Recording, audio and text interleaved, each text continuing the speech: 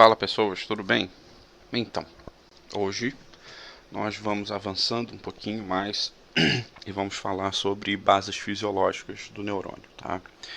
Em geral, vou fazer apontamentos apenas, tá?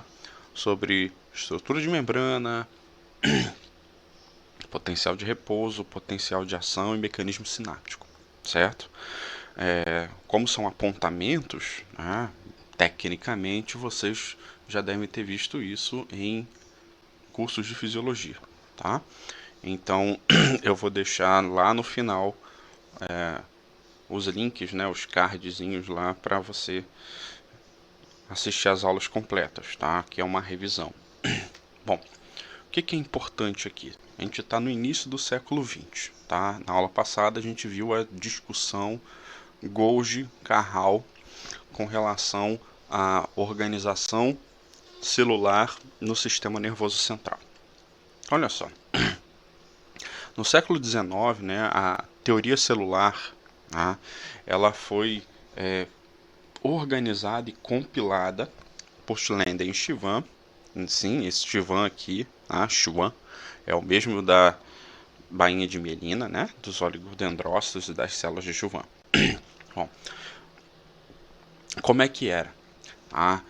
Estudando tecidos vegetais, né, estudando tecidos de diferentes animais, inclusive humanos, né, eles chegaram à conclusão, na base central da doutrina da teoria celular, de que todos os organismos eram formados por células, menos o encéfalo. Ou seja, a ideia valia para tudo, mas ainda não estava certo e claro se o sistema nervoso, né, ele era formado por neurônios em separado ou se o sistema ele era um sincício, né, de citoplasma único. Lembra? A ideia, segundo Golgi, né, assim como os reticularistas, era um sistema único, né, uma única célula gigantesca formando a rede, e os neuronistas, né, capitaneados por Carral, viam a ideia de que as células eram únicas. A gente já sabe hoje, né, que o sistema ele é neuronista, mas para a época a discussão foi grande. Então, uma das interações e dos interesses importantes da época era entender como que, para os neuronistas, né, se eles conseguissem demonstrar como que o neurônio funciona, tá, e de que maneira ele interage, tá, transmitindo informações, estimulando pontos, organismos e tudo mais, ficaria mais fácil para desvendar e solucionar o problema, tá? Então, essa situação começou a ficar clara e bem definida, tá, através de conhecimentos de fenômenos importantes que a gente vai fazer a breve, né, descrição hoje, que é o entendimento do potencial de membrana, né, o potencial de repouso, o potencial de ação e a sinapse, né, com foco na sinapse química. Bom, então é importante a gente lembrar, tá, que a organização celular, através do modelo do mosaico fluido, tá, ela está organizada em uma bicamada de fosfolipídios, né, perpassado, né, atravessado por proteínas de diferentes tipos, com foco principal nas proteínas transmembrana, né, que atravessam a membrana de ponta a ponta. Bom, aí você lembra que dessa forma a membrana ela funciona como uma barreira, tá, e ela tem uma permeabilidade semi-seletiva. Semi porque, entre outras coisas, você não consegue selecionar efetivamente tudo que consegue passar, certo? Não há escolha em alguns momentos, em muitos momentos, uma vez que isso segue algum tipo de gradiente, gradiente de concentração, gradiente eletroquímico, gradiente de pressão, por exemplo. E aí você lembra, moléculas pequenas, né, moléculas hidrofóbicas, elas vão atravessar a membrana preferencialmente através dos fosfolipídios, tá, como é o caso de gases como o CO2 e o O2, vão fazer a difusão ou difusão simples, enquanto que outras moléculas vão ter a chamada difusão facilitada, ou seja, algo vai facilitar esse transporte, e nesse caso a gente tem as proteínas canais ou proteínas carreadoras. Lembra que os transportes passivos, eles são transportes que vão a favor dos gradientes, certo? Então eles seguem o princípio da lei de ação das massas, então nesse sentido eles são fisicoquimicamente livres de gasto de energia. Enquanto que no caso do transporte ativo você tem a necessidade da presença de uma molécula de ATP, né, ou mais moléculas, né, depende de cada situação, para fazer o transporte através de um sistema enzimático de bombeamento contra gradientes. Bom, importante a gente lembrar que proteínas canais são proteínas que representam a estrutura de um poro vazante na membrana, certo? Então ela tem um poro e permite que tudo que for menor do que o poro atravesse a membrana. Não há seletividade efetiva. Enquanto que proteínas carreadoras são aquelas que apresentam sítios de ligação com arranjo, né, de configuração tridimensional, que só permitem com que coisas, né, que tenham interação com o arranjo sejam ligados para fazer um transporte seletivo. Bom, importante também lembrar que o transporte passivo ele não é só para gradiente de concentração, diferença de concentração, tá? De onde tem mais para onde tem menos daquele suposto soluto, por exemplo. Você também tem o gradiente de pressão, onde você tem o fluxo de onde a pressão é maior para onde a pressão é menor, como ocorre com os nossos gases durante a hematose, né? A hematose pulmonar ou a hematose sistêmica. E o gradiente eletroquímico, que é extremamente importante para entendimento do potencial de repouso e o potencial de ação.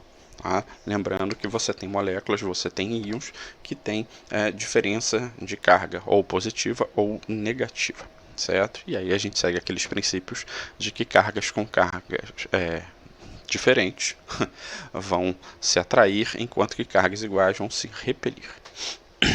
Bom, e é nesse sentido do gradiente eletroquímico que a gente chega ao potencial de repouso ou potencial de membrana.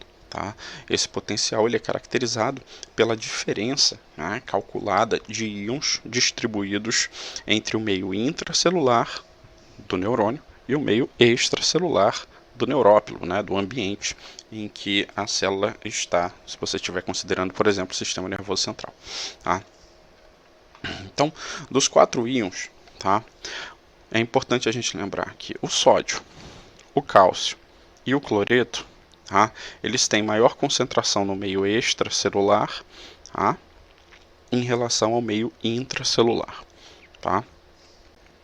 E que o potássio, ele é o único cara que ele é mais concentrado no meio intracelular do que no meio extracelular, certo? Então, dessa forma, a permeabilidade e o potencial de repouso da membrana, ele está mais associado à diferença de concentração do potássio e a diferença eletroquímica com relação ao meio interno do que dos outros íons, embora os outros íons também participem da determinação do potencial de repouso. Você lembra que o potencial de repouso no meio intracelular ele é eletronegativo, em média vai ser lá menos 62, menos 65 milivolts, certo? Embora em algumas células isso seja um pouquinho mais negativo, um pouquinho menos negativo.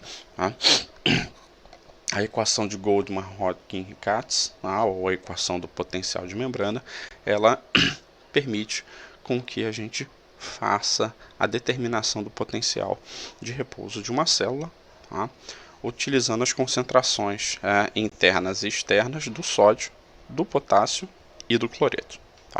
Não entra o cálcio aqui, mesmo porque, entre outras coisas, o cálcio ele é bivalente, então ele faz um estrago muito grande na diferença de potencial. Bom, então o que é importante você lembrar aqui? Aqui eu tenho o meio intracelular e o meio extracelular. Na minha membrana eu tenho canais vazantes. Canais vazantes são aqueles canais que estão permanentemente abertos. No meio intracelular, eu tenho uma maior concentração de potássio, como a gente já viu, tá? Em relação ao meio extracelular, tá? E eu tenho no meio extracelular, como a gente já viu também, uma maior concentração de sódio em relação ao meio intracelular. Ok. Bom, só que o tamanho do poro, tá, ele é favorável ao fluxo de potássio e não de sódio. Perceba que o sódio não cabe, certo? Bom, então por isso que a gente vai dizer que esse é um canal vazante, passa qualquer coisa menor do que ali, mas é funcional para o potássio, tá bom? No meio intracelular, é importante você lembrar que existem moléculas impermeantes, tá? Que têm um acúmulo de carga negativa, certo? Que a gente vai chamar de ânions orgânicos ou ânions impermeantes. Em geral, são moléculas ricas em hidroxilas e fosfatos, certo? Que são moléculas que apresentam um grau de cargas negativas. Você vai encontrar isso em ácidos nucleicos, DNA, RNA e em outras moléculas também. Bom, então esse monte de carga negativa dentro da célula, aprisionada lá dentro, faz com que essa célula seja eletronegativa, certo?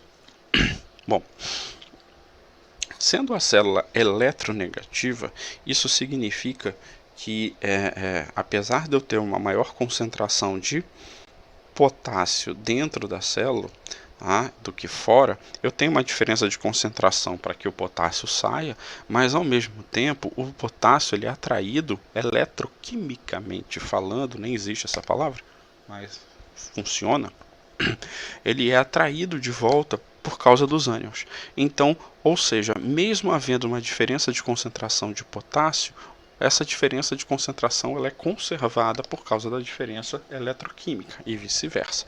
E isso faz com que haja uma formação ao redor da membrana, entre o meio extracelular e o meio intracelular, de um dipolo, fazendo com que o meio interno seja eletronegativo e o meio externo seja eletropositivo.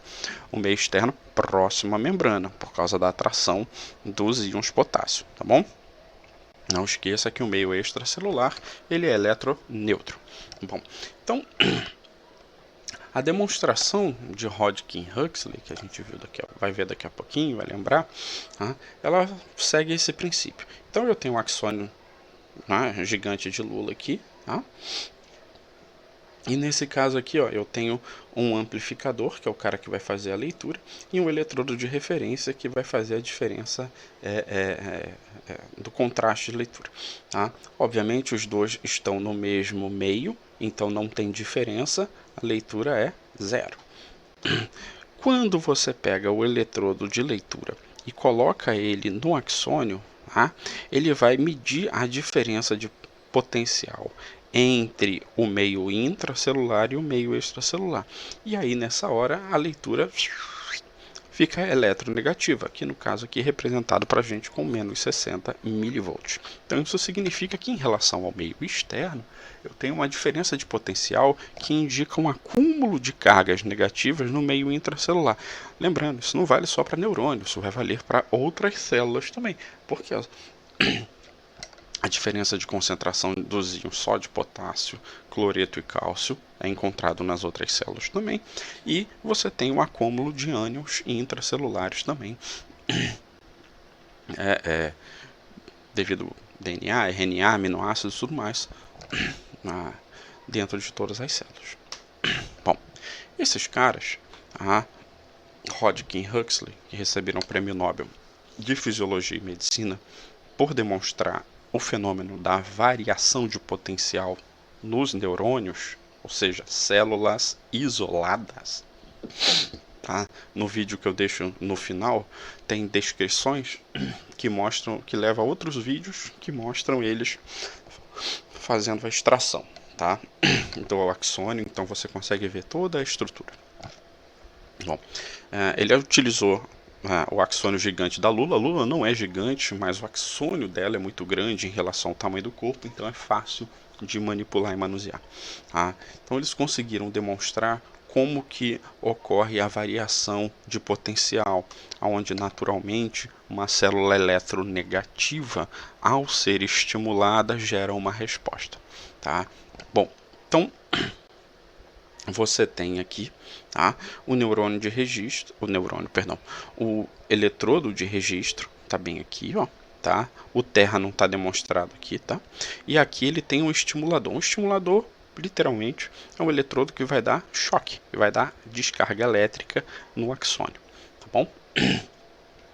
Bom, o primeiro estímulo, ele dá um estímulo aqui, ó, pá, pum. Você vê que ele, na hora que você injeta carga, né? Você está injetando carga positiva aqui, a célula dá uma ligeira resposta, certo? Só que essa resposta não é grandes coisas, tá? Então o cara fala, bom, então a gente deu um estímulo, só que esse estímulo aqui ele não foi muito forte. Vamos aumentar um pouquinho a potência do estímulo, tá? Mexeu lá no quadro, né, do aparelho e vamos aumentar esse troço aqui, tá? Vamos ver o que acontece. Na hora em que ele aumenta o quadro, tá? Ele percebe que a célula, ao ser estimulada, ela tem uma variação transitória que depois eles vão mostrar como sendo algo bem característico em eventos, em fases, e isso vai ser caracterizado como sendo o potencial de ação, tá? Porque o evento ele percorre o axônio, tá, no sentido do cone de implantação até o terminal do axônio. Bom, a gente sabe que aquele primeiro estímulo que foi dado, ele foi um estímulo que não foi capaz de excitar a célula. Por quê? Porque você lembra que toda célula apresenta um limiar de excitabilidade. Isso significa que é o estímulo mínimo necessário para que a célula responda. Quando esse estímulo mínimo necessário, limiar ou supralimiar, permite com que a célula responda, isso vai fazer com que haja uma excitação que induza a abertura dos canais de sódio e potássio dependentes de voltagem, ou seja, outras células. Tá? O estímulo pela presença dos íons, tá, vai permitir com que os canais abram, e na hora em que esses canais abram, não tem mais como escapar, o fenômeno ele vai seguir adiante, tá? Então naquele momento, os canais de sódio, que são canais rápidos, eles abrem muito rapidamente. Como a célula é eletronegativa e eu tenho uma maior concentração de sódio no meio extracelular, isso vai permitir com que entre muito sódio na célula, haja um influxo de sódio e isso vai fazer com que a célula despolarize, ou seja, deixe de ser negativa e possa ficar até positiva. Só que esses canais de sódio, eles são canais muito rápidos, então eles abrem e fecham muito rápidos. Nesse primeiro momento ele não só fecha, como ele bloqueia. Ao mesmo tempo, enquanto os canais de sódio estão abrindo e fechando rapidamente, os de potássio são lentos. Então eles estão abrindo bem devagarzinho e eles são mais lentos ainda para fechar. Então perceba que nesse momento agora, a célula está eletropositiva por causa do excesso de sódio dentro da célula. Certo? Então o canal de potássio, dependente de voltagem, na hora em que ele vai abrindo, ele vai permitir com que o potássio saia da célula. Por quê? Porque como a célula agora está eletropositiva, e ele é um íon eletropositiva, por repulsão, a carga vai sair. E ao mesmo tempo, a concentração de potássio é maior dentro da célula do que fora. Então eu tenho duas forças empurrando o potássio para fora. Como esse fenômeno ele é um fenômeno em que o canal de potássio dependente de voltagem ele é lento, isso vai fazer com que a célula perca muita carga positiva num extrato de tempo maior do que despolarizou. A gente vai chamar isso de repolarização, certo? O canal de potássio ele é tão lento para fechar que ele ultrapassa o ponto do repouso e a célula fica hiperpolarizada, certo? Devido à lentidão no fechamento de potássio, dos canais de potássio. Depois que os canais de potássio fecham, a célula, através de mecanismos de correção de íons, de distribuição, principalmente em função da bomba de sódio e potássio, faz a correção da distribuição dos íons sódio e potássio, que está tudo bagunçado nesse ponto, e acaba retornando ao repouso para poder voltar a sofrer um novo potencial de ação, certo? Lembrando que durante o período da repolarização e hiperpolarização ocorre o chamado período refratário, o absoluto, que é quando os canais de sódio não só estão fechados, mas estão bloqueados, impedindo o novo potencial de ação, e o período refratário relativo, que é quando a célula está hiperpolarizada e os canais de sódio não estão mais bloqueados, estão só fechados. Tá? E aí, a demonstração que a gente tem é que o fenômeno do potencial de ação ele não ocorre em todo o axônio de uma vez. Ele ocorre em cada ponto do axônio. Então a impressão que você tem é que a corrente elétrica está gerando uma inversão de polaridade e está correndo ao longo do axônio, certo? Lembrando que a corrente elétrica aqui não existe. O que você vai ter é uma variação de íons, sódio e potássio, de tal forma com que o ponto da frente estimula a abertura dos canais de sódio e potássio, dependente de voltagem, enquanto que o ponto da frente, quando começa a despolarizar, o ponto de trás já está repolarizando e o ponto de trás já está hiperpolarizando e já está atrás, voltando ao repouso.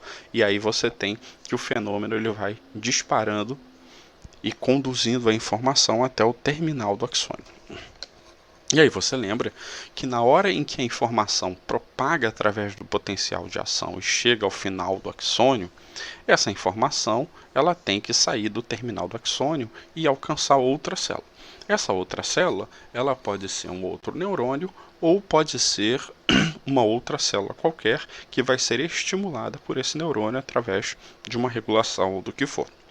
Bom, o nome desse fenômeno de transferência de informação é sinapse. Tá?